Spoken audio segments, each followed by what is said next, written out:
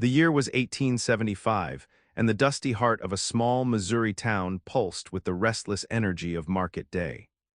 But today, the usual buzz of bartering and gossip was replaced by a more peculiar spectacle.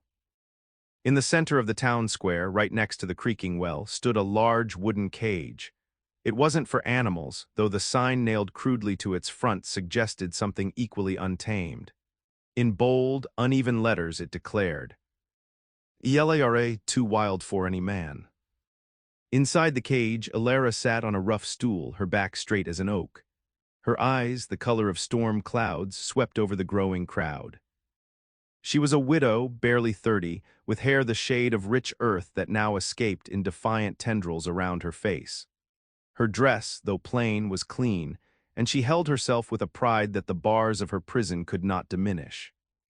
A murmur rippled through the onlookers, a mix of curiosity and cruel amusement.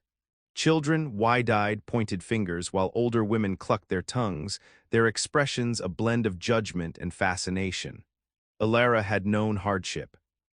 She buried a husband, fought to keep her small patch of land, and stood firm against whispers and threats. She'd always faced life head-on, her spirit unyielding. But this public humiliation was a new kind of cruelty. The men in the crowd chuckled, some nudging each other, daring glances at the wild woman. They saw her strength as a flaw, her independence as a challenge. The sheriff, a portly man with a perpetually flushed face, stood nearby, occasionally rapping his stick against the cage bars as if to remind Elara of her place. Her chin remained lifted, her gaze unwavering. She would not give them the satisfaction of seeing her break. Inside, a fire simmered, a mix of anger, hurt, and a fierce determination not to be extinguished. She might be caged, but her spirit, she knew, was still free. The sun beat down, hot and unforgiving, but Elara felt only the cold judgment of the crowd. She was a spectacle, an example, a warning. But she was also Elara, and she wouldn't forget it. The sun climbed higher, baking the square, and the crowd thickened. Their laughter, at first a low rumble, grew bolder, punctuated by jeers and catcalls. "Look at that fire in her eyes," one man shouted, earning a round of snickers. "She'll burn down any man's house," another added, making his friends roar with amusement. Elara simply met their gazes, her own eyes holding a silent challenge. She wouldn't flinch, she wouldn't cower. Then a stout man with a booming voice pushed his way to the front. This was Silas the auctioneer, known for his persuasive tongue and his knack for selling anything from prize pigs to worn-out plows. He clapped his hands together, his voice cutting through the noise. "All right, folks, settle down. You've seen her, you've heard the stories. This here is Elara, a woman of considerable spirit." He winked at the crowd, who guffawed. Too much spirit, some might say, refused to be told what to do, spoke her mind, fought for what was hers. "A real handful, this one." He paused, letting his words hang in the air, stirring the pot of public opinion. "Now, we're not selling her as a wife, mind you," Silas continued, his voice dripping with mock seriousness. "No, sir. We're selling her as well as a way to get her out of the way. Someone to put her to work, keep her busy, maybe even tame her a little." More laughter erupted, some of it coarse and cruel. Elara felt a prickle of heat rise in her cheeks, but she refused to drop her gaze. She was not a beast to be tamed. She was a woman, and she would not be broken. "What am I bid for Elara, the wild widow?" Silas boomed, sweeping his arm towards the cage. "A strong pair of hands if you can manage 'em, someone to chop wood, tend the garden, chase off varmints. Who'll start us off?" $1.50. The crowd hesitated, still enjoying the show, but unsure of taking on such a problem. Elara watched them, her heart a tight knot of anger and despair. She had faced down wolves and floods, but this public sale of her very being, felt like the deepest cut of all. Yet her chin remained high, her defiance a silent scream against the injustice. The bids remained silent, the townsfolk more interested in the spectacle than the prospect of a difficult hand. Elara felt a tremor of dread, wondering how long this torment would last. Just as Silas was about to repeat his call for a starting bid, a quiet voice cut through the clamor. "I'll give you $5. The crowd went silent, heads turned, searching for the source. Elara, too, scanned the faces, her eyes narrowing. A man stood at the edge of the throng, a little set apart from the others. He wasn't loud or flashy. His clothes were plain, made of sturdy homespun, and though they were worn, they were clean. His hands, visible as he pushed them into his pockets, were calloused, hinting at hard work. He had kind, steady eyes that met Alara's for a brief moment, then shifted to Sela's. There was no mockery in his gaze, only a quiet resolve. This was Thomas. He was a farmer from the outskirts, known for his good harvest and his even temper. He rarely came to town for anything but supplies and church. He wasn't one for gossip or grand gestures, and his presence here, stepping forward into the cruel light of the auction, was entirely unexpected. The general amusement of the crowd faltered, replaced by a ripple of confusion. Who was this quiet man, and why would he bid on Alara? Silas, momentarily flustered, cleared his throat. $5, you say, Thomas, for this spirited woman? He gestured broadly towards Alara, trying to reignite the jovial atmosphere. Thomas simply nodded, his expression unmoving. $5. His voice was calm, steady, and held no trace of the derision that had filled the square moments before. The contrast between his quiet dignity and the coarse laughter of the townsfolk was stark. Alara watched him, a flicker of something she couldn't name sparking in her chest. Was it hope, or just a new kind of fear? She couldn't tell. All she knew was that this man was different. Silas, still somewhat taken aback by Thomas's unexpected bid, tried to drum up more interest. Going once, going twice, for the wild widow Alara at $5, but the crowd remained hushed, their eyes fixed on Thomas, then on Alara. No one else spoke. The auctioneer sighed, a little disappointed that the grand spectacle had fizzled so quickly. Sold to Thomas. Thomas walked forward, his footsteps surprisingly light on the dusty ground. He reached into his worn leather pouch, pulling out a handful of coins. He counted out 5 silver dollars and placed them firmly in Silas's outstretched hand. There was no fuss, no further explanation. The transaction was complete. Silas grumbled a bit, pocketing the money, then gestured vaguely towards the cage. She's yours, farmer. The moment the words left Silas's lips, Thomas turned to the cage. He didn't smirk, didn't make a show of it. His movements were simple, direct. He found the rusty latch on the cage door, which the sheriff had locked with a heavy padlock. Without a word, Thomas produced a small key from his pocket, one that looked like it belonged to a simple shed. He inserted it into the lock, and with a soft click, the padlock sprang open. The sound was surprisingly loud in the sudden quiet of the square. Alara watched his every move, her heart pounding a frantic rhythm against her ribs. She braced herself, expecting a triumphant sneer, a demand, anything that would mark her as his property. But he just pushed the wooden door open slowly, revealing the sun-drenched square beyond. Then he turned to her, his hand extended, palm up, in a simple, open gesture. His eyes, kind and steady, met hers. "You're free, ma'am," he said, his voice soft, almost a whisper, yet clear enough for her to hear over the stunned silence of the crowd. He wasn't reaching to grab her, to pull her out. He was offering her a choice, a way out with dignity. The simplicity of it, the unexpected grace, caught Alara completely off guard. Alara stared at his outstretched hand, then at his calm face. The words "you're free, ma'am" echoed in her ears, but they felt like a cruel joke. Free, she had just been bought like livestock. Her mind raced, searching for the trick, the hidden clause. What did this man want? No one did something like this out of pure kindness, not in her experience. There had to be a price, a different cage waiting for her.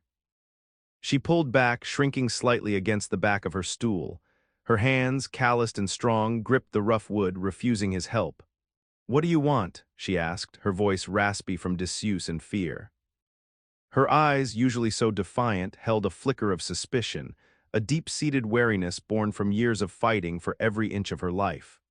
Thomas lowered his hands slowly, not offended, but understanding.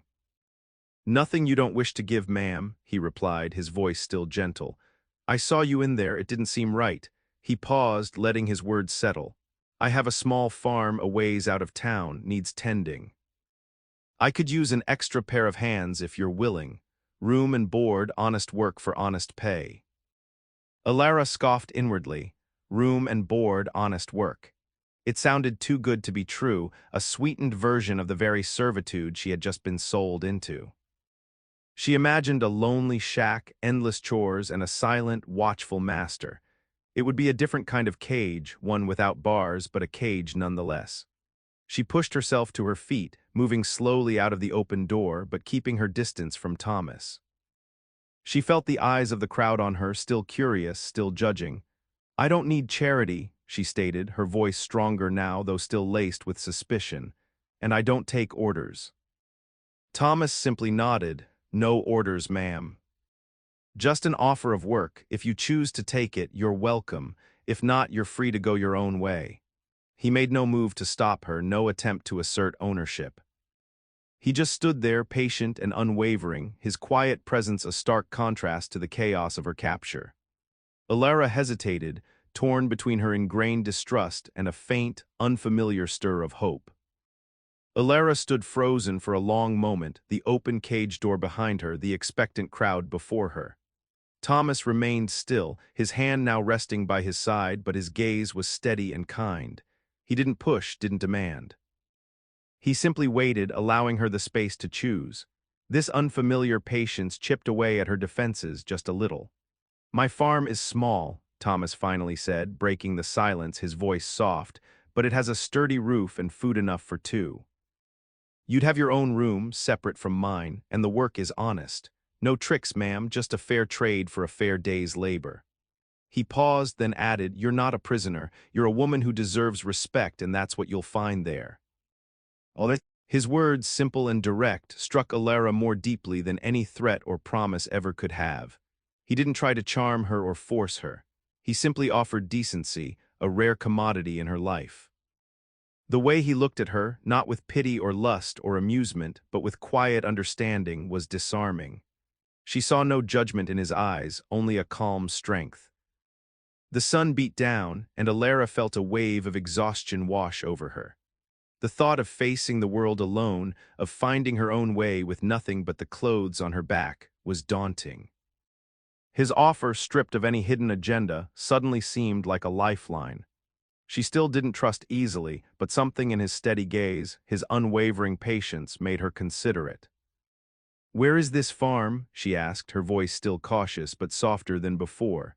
A faint, gentle smile touched Thomas's lips. "About 5 miles west, past Miller's Creek. I can take you there now if you're willing." He gestured towards a plain, sturdy wagon hitched to a reliable-looking mare, waiting patiently at the edge of the square. It was a humble vehicle, practical and well-maintained, much like the man himself. Alara looked at the wagon, then back at Thomas. She took a deep breath, the dusty air filling her lungs. It was a leap of faith, but what other choice did she have? And perhaps, just perhaps, this man truly meant what he said. The ride to Thomas's farm was quiet, the only sounds the creak of the wagon and the gentle clip-clop of the mare. Alara sat stiffly beside him, her gaze fixed on the passing fields, still wary. Thomas didn't try to force conversation, simply pointed out landmarks along the way, his voice calm and unobtrusive. When they arrived at a small, well-kept farmhouse nestled among rolling hills, Alara was surprised by its humble orderliness. In the days and weeks that followed, Alara watched Thomas closely. He rose with the sun, tending to his crops and animals with a quiet dedication. He never barked orders, but instead showed her how things were done or simply started a task, leaving her to join if she wished. He treated his livestock with kindness and his fields with respect. She saw him mend fences, milk cows, and pull weeds, always with a patient, steady hand. Slowly, Alara began to chip away at her own suspicion. She started with small tasks, shelling peas on the porch, mending torn feed sacks. Then she found herself in the garden, her experienced hands instinctively weeding and planting. She helped bring in the eggs, her touch surprisingly gentle with the hens. Each evening they shared a simple meal, often in silence, sometimes punctuated by Thomas's soft inquiries about her day or his observations about the weather. He never mentioned the auction, never brought up the cage or the sign. He treated her as a capable, independent person, a partner in the work, not a possession. He built a small shelf for her few belongings in her room, fixed a squeaky hinge on her door, and left fresh water on her bedside table each morning. These small, thoughtful actions, more than any grand pronouncements, began to melt the ice around Alara's heart. She saw his honest labor, his quiet goodness, and recognized a kindred spirit in his self-reliance. Without realizing it, her wary posture softened, and a faint, unfamiliar sense of ease began to settle within her. As the seasons turned, so too did Alara's heart. The rhythm of farm life, once a daunting prospect, became a soothing balm. She found a deep satisfaction in the honest labor. Her hands, already strong, grew even more capable. She learned to mend fences alongside Thomas, her hammer blows sure and steady. She helped birth a calf, her touch gentle and knowing, guiding the new life into the world. The earth, which had once felt like a constant battleground, now offered a sense of grounding. Alara discovered a quiet joy in seeing the fruits of her efforts. The rows of vegetables she tended flourished under her care, the chickens laid plump eggs, and the small patch of corn grew taller each day. She found purpose in these tasks, a sense of worth that had been chipped away by years of struggle and the recent humiliation. The label "too wild for any man" no longer felt like a brand of shame, but a testament to her enduring spirit. Here her strength was not a fault but an asset. She still spoke her mind, but now it was often to offer practical suggestions for the farm or to share an observation about the changing weather. Thomas listened, truly listened, and often adopted her ideas. There was no argument, no dismissal, only a quiet respect for her insights. This partnership, unspoken yet deeply felt, fostered a new kind of freedom for Alara. She wasn't just working, she was building, contributing, belonging. The farm became more than just a place to stay, it became home. The quiet evenings by the hearth, the shared sunrise over the dew-kissed fields, the simple meals seasoned with their day's labor, these moments wove themselves into the fabric of her being. The tightness in her chest, a constant companion for so long, began to ease. She found herself humming old tunes as she worked, a sound she hadn't made in years. Alara, the wild widow, was finding her roots not in submission, but in the fertile ground of purpose and quiet acceptance. The long, quiet silences between Alara and Thomas slowly began to fill with something new. It started with small things. One afternoon, a young goat, usually well-behaved, managed to climb onto the barn roof. Alara, spotting it, burst out laughing, a sound Thomas hadn't heard from her before. He chuckled too, a warm, rumbling sound, as they worked together to coax the stubborn animal down. That shared moment, a simple, unexpected joy, felt like a bridge between them. Another time, while mending a fence post, Thomas accidentally hammered his thumb. He let out a yelp, more surprised than hurt, and Alara, despite herself, let out a snort of amusement before rushing to offer a cool cloth. Their eyes met, and a genuine smile touched her lips, reflected in his own. It was a comfortable, easy exchange, free of the tension and suspicion that had once shadowed her every interaction. They discovered a quiet understanding that didn't always need words. A glance from Thomas could convey a shared thought about the weather or a troublesome calf. Alara learned to anticipate his needs, bringing him a dipper of cool water as he toiled in the fields, or leaving a freshly baked cornbread on the table without being asked. He, in turn, noticed her small preferences, like the specific type of wildflowers she liked to put in a jar on the windowsill, or the way she preferred her coffee black. One evening, sitting on the porch as fireflies danced in the twilight, Thomas began to speak of his dreams for the farm, a new well, perhaps a small orchard. Alara, instead of retreating into herself, offered ideas, her voice animated, her hands gesturing as she imagined the possibilities. He listened intently, his gaze soft as he watched her. It was in these moments, under the vast Missouri sky, that their connection deepened, built not on grand declarations, but on mutual respect, shared labor, and the growing warmth of unspoken affection. They were two solitary souls, finding solace and companionship in the quiet rhythm of their shared life. One crisp autumn morning, after the harvest was mostly in, Thomas announced they needed to go to town for supplies. Alara nodded, accustomed to these trips now, often enjoying the chance to see other faces, even if they were the same ones who had once judged her. She climbed into the wagon, her mind on the list of goods they needed. As they approached the familiar turnoff to the main street, Thomas, instead of heading towards the general store, guided the mare directly into the town square. Alara felt a sudden, cold knot tighten in her stomach. The square. The very place, a shiver ran down her spine despite the warmth of the autumn sun. The memories flooded back, the rough wood of the cage, the mocking faces, the biting words. Her breath hitched. She looked at Thomas, her eyes wide with a fear she thought she had buried deep.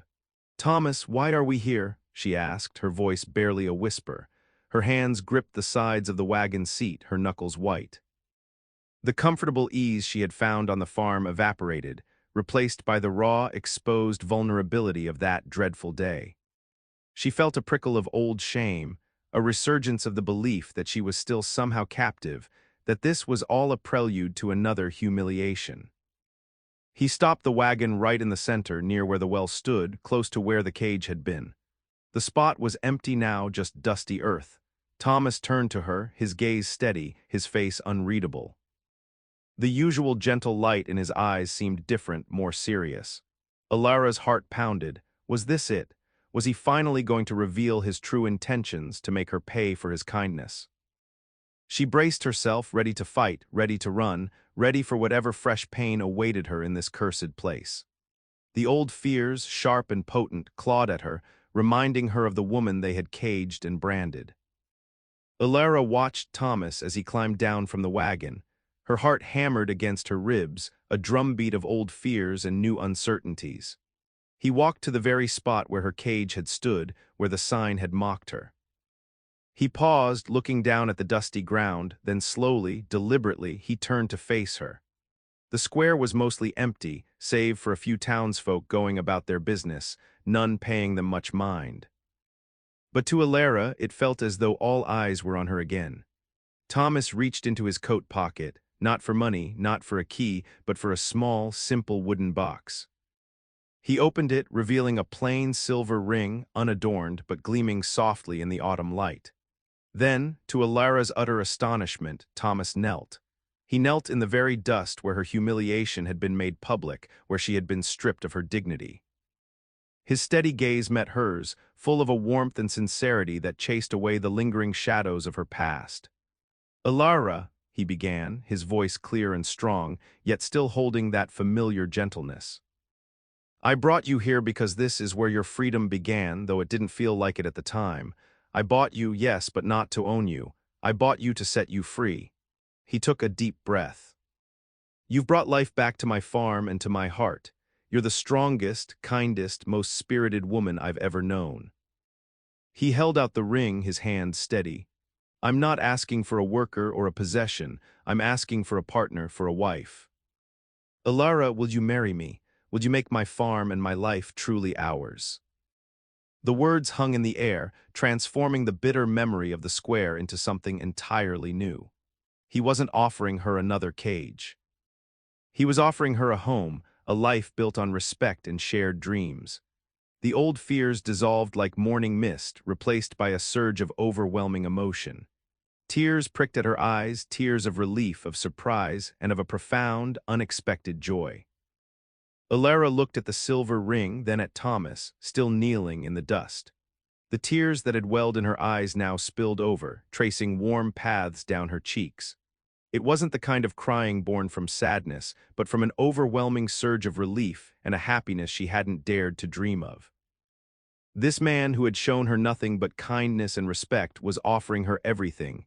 He saw her strength not as a flaw but as a virtue. He sought a partner, not a possession. "Yes," she whispered, her voice thick with emotion but firm. "Yes, Thomas, I will marry you." A genuine smile, wide and joyous, spread across Thomas's face. He rose and gently took her hand. His fingers, strong and calloused from honest labor, slipped the simple silver ring onto her finger. It fit perfectly, a symbol of their quiet, enduring connection. The ring was not flashy, but solid and true, much like the promise it represented. The few townsfolk who witnessed the scene paused, their curiosity piqued. Some recognized Alara, and murmurs rippled through them. But this time there was no mockery, no cruel laughter.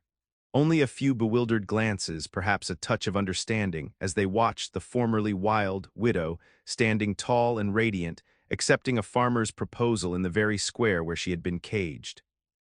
Thomas didn't care about their stares. He looked only at Alara, his eyes shining. "Come on, wife," he said, his voice full of tenderness. "Let's go home." He helped her back into the wagon, and as they rode away from the square, Alara felt a profound sense of closure. The ghost of the cage, the sign, the humiliation, they were still part of her story, but they no longer defined her. Instead, this dusty square now marked the true beginning of her freedom, a freedom found not in escaping, but in choosing to build a life of love and partnership with a good man. As the farm came into view, bathed in the soft afternoon light, Alara knew she was truly home, her wild spirit finally anchored, not tamed but deeply cherished.